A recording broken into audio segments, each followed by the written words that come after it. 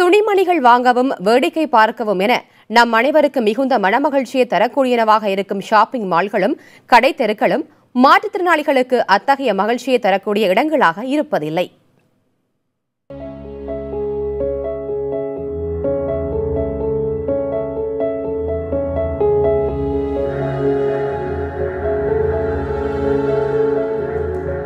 தீபக் ஒரு மாற்றுத்திறனாளி. கடந்த ஆண்டு திருமண நாளன்று தன் மனைவிக்கு புடவை வாங்கி பரிசளிக்க நினைத்த தீபக்கின் விருப்பம் இன்று வரைக்கும் நிறைவேறவில்லை.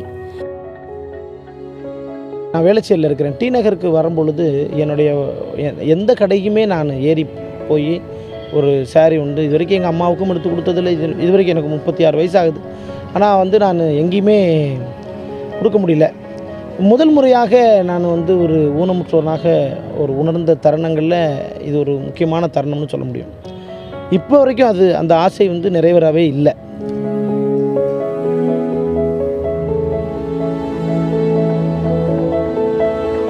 வணிக வளாகங்களின் பளபளக்கும் மொசைக் படிக்கட்டுகளும் கூட்ட நெரிசலும் கடைத்தெருவிற்கு செல்லும் மாற்றுத்திறனாளிகளை நிலைகுலைய செய்வதாக சொல்கிறார் தீபக்.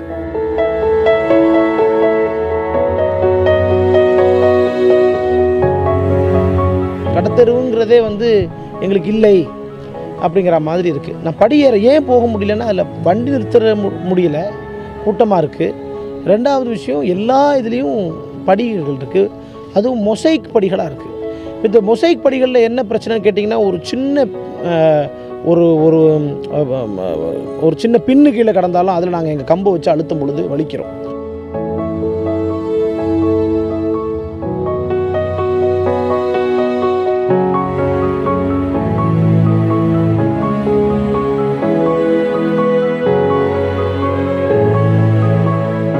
தீபக்குடன் டி நகரின் பிரதான கடைத்தெருவிற்கு சென்றபோது ஒரே ஒரு நகைக்கடையில் மட்டும் மாற்றுத்திறனாளிகள் சக்கர நாற்காலியில் செல்வதற்கான சாய்வு தளம் அமைக்கப்பட்டிருந்ததை காண முடிந்தது.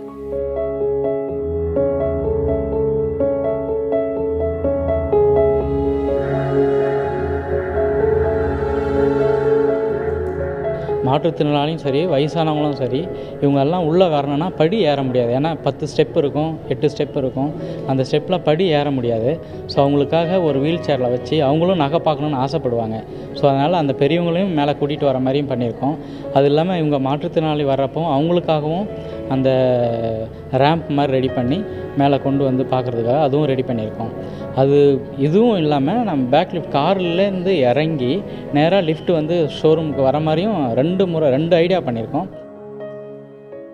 அரசு நிறுவனங்கள் மட்டுமல்லாது அனைத்து கட்டடங்களும் மாற்றுத்திறனாளிகள் பயன்படுத்தும் வகையில் இருக்க வேண்டும் என தமிழக அரசு 2012ஆம் ஆண்டிலேயே உத்தரவிட்டது. ஆனால் நடைமுறையில் அது செயல்பாட்டுக்கு வரவில்லை.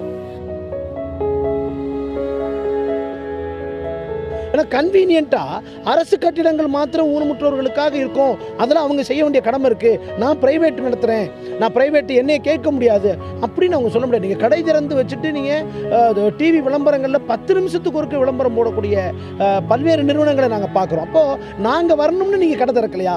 நாங்கள் எங்கள் கையில் இருக்கக்கூடிய காசுக்கு நாங்கள் உங்கள் கடையில் துணிவாணி வாங்கணும், மெயினாக நான் துணிமணி ஸ்வீட்ஸ் வாங்கணும்னு உங்களுக்கு விருப்பம் இல்லையா? நாங்கள் வரக்கூடாதுன்னு சொல்கிறீங்களா? அப்படிங்கிறத நான் பெரிய பெரிய துணி நிறுவனங்கள் துணி கடைகளை பார்த்து நாங்கள் கேட்கறது நாங்கள் வரக்கூடாதா? நாங்கள் வரக்கூடாது நீங்கள் நினைக்கிறீங்களா? மாற்றுத்திறனாளிகளுக்கு பொது இடங்களில் வசதிகள் செய்து தர வேண்டும் என கேட்பது சலுகை அல்ல, அது அவர்கள் போராடி பெற்ற உரிமை.